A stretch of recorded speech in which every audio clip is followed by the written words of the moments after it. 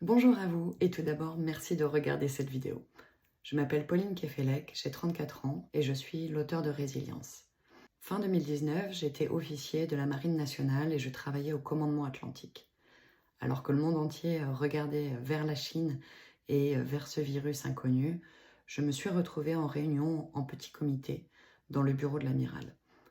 À un moment donné, on m'a demandé de sortir car je n'avais pas l'habilitation secret défense qui me permettait d'entendre ce qui allait être dit. Alors que je patientais dans le couloir, je me suis demandé, que peuvent-ils bien se dire? Ça a été le début de scénarios exceptionnels et plausibles, et c'est de là que Résilience est née. Pour l'anecdote, j'ai appelé mon livre Résilience avant que le président ne nomme l'opération militaire du même nom. J'ai donc pris ça pour un signe du destin.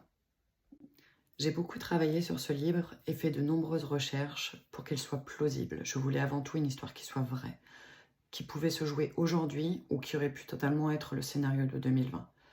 Pour cela, je me suis appuyée sur l'expérience de mon mari, qui lui est militaire opérationnel, mais également j'ai pu interviewer des commandos et des forces spéciales et consulter des rapports de renseignement pour tisser une toile qui soit absolument plausible dans le monde d'aujourd'hui. Ce que j'aime dans mon héroïne, Joan, c'est qu'elle aussi est crédible et je trouve attachante. Je crois qu'une bonne partie des lecteurs pourront s'identifier à elle, car elle n'a rien de spécial, c'est juste une étudiante en communication, une jeune femme classique. Et contrairement à d'autres personnages du livre qui sont militaires de métier, elle n'a pas de compétences particulières, n'a pas de niveau sportif exceptionnel.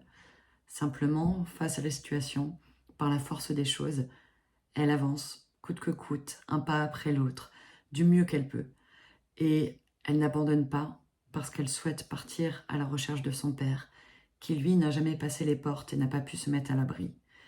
Elle est déterminée, y compris si elle se sent vulnérable, fragile, elle est simplement déterminée à avancer.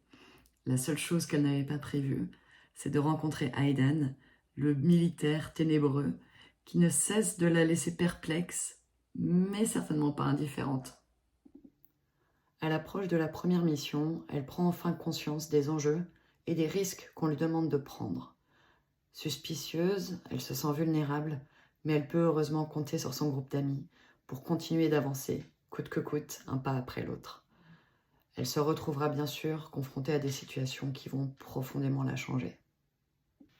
Je vous laisse donc avec cela, mais avant tout j'aimerais pouvoir vous adresser un dernier mot plus personnel. Peut-être que vous vous demandez ce que j'ai fait entre fin 2019 et aujourd'hui. La vérité, c'est que l'histoire de June, malheureusement, a été une prophétie pour moi, puisque mon mari a été déployé pendant de longs mois à l'étranger et que durant ce temps, j'ai perdu mon papa. Il n'a pas pu rentrer à mes côtés pour me soutenir et après cette épreuve, je n'ai pas eu la lucidité ni la force de faire la réécriture de Résilience.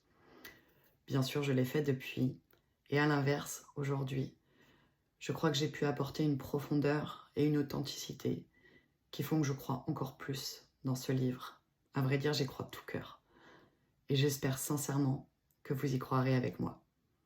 Sur ce, comme disent les marins, je vous souhaite bon vent, belle mer, et j'espère à bientôt. Merci de m'avoir écouté.